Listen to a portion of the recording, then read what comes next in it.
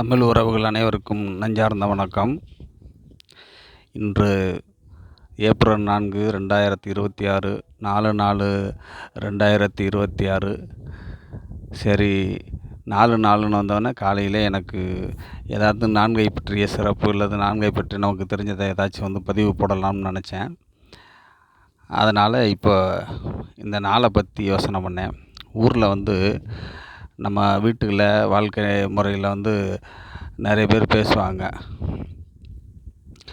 டேய், 4 எழுத்து படிச்சுக்கடா, 4 விதமாக 4 பேர் பேசுவாங்க, 4 காசு சம்பாரிச்சுக்கடா, 4 பேர் பழக்கம் பிடிச்சி வச்சுக்கடா அப்படின்ட்டு எதுக்கெடுத்தாலும் இந்த 4 பேரை மையப்படுத்தி நம்ம பேசுகிறத நம்ம கேட்டிருக்கோம். அப்போ நான் யோசனை பண்ணேன், அந்த 4க்கு என்ன சம்மந்தம் இருக்குது அப்படின்ட்டு யோசனை பண்ணேன். இப்போ நானாக யோசனை பண்ணேன். அப்போ நானாக யோசனை பண்ணும்போது இந்த யுகங்களே 4ஆக தான் இருக்குது. கிருதாயுகம், திரேதாயுகம், துவாபரயுகம், கலியுகம். இப்போ நம்ம 4ஆவது யுகத்தில் தான் நம்ம வாழ்ந்துக்கிட்டு இருக்கிறோம்.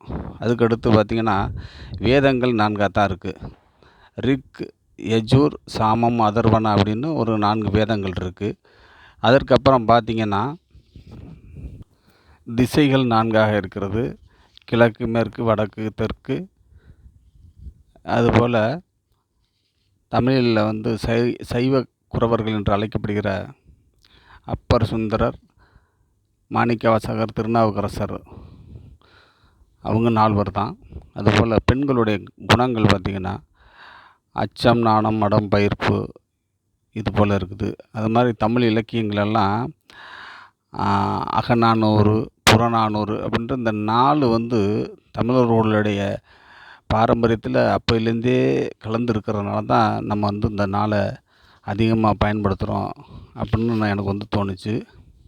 இன்னும் நிறைய பாயிண்ட்ஸ் இருக்குது, எனக்கு தெரிஞ்ச வரைக்கும் சொன்னேன். பிடிச்சிருந்தால் லைக் பண்ணுங்கள், ஷேர் பண்ணுங்கள், நம்ம சேனலை சப்ஸ்கிரைப் பண்ணுங்கள். நன்றி, வணக்கம்.